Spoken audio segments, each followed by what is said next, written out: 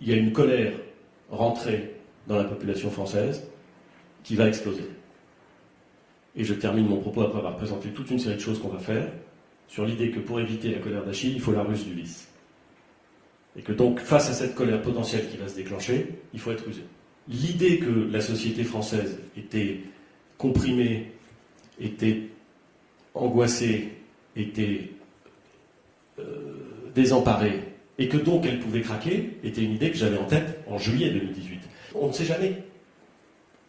Laquelle des gouttes est la dernière? Ça, on ne sait pas. On peut pressentir, mais on ne le sait pas. En revanche, on peut savoir si le vase est bientôt plein. Et en 2017, on fait les ordonnances travail. Moi, je me dis, quand on fait les ordonnances travail, ça va être terrible. Parce que je me souviens de la loi travail. 2 ans avant. Manifestation monstre, tension maximale.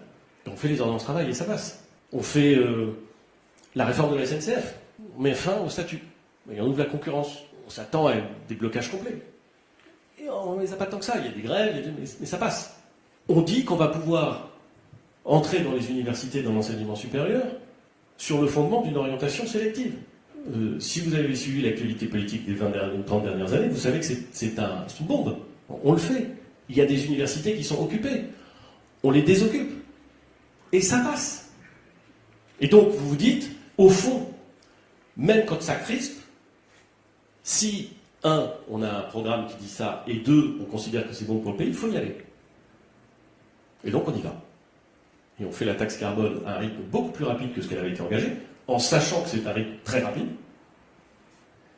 Et on ne voit pas que ce qui est passé auparavant ne va plus passer, et que la taxe carbone, et peut-être d'autres mesures, cristallisent le mécontentement et la colère que j'évoquais tout à l'heure.